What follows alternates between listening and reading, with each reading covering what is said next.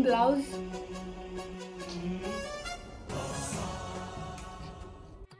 అందరికీ దసరా శుభాకాంక్షలు.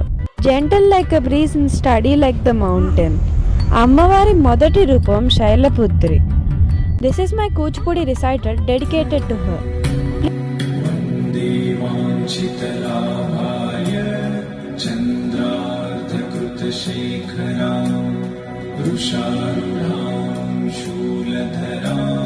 शैलपुत्रीं यशस्विनीं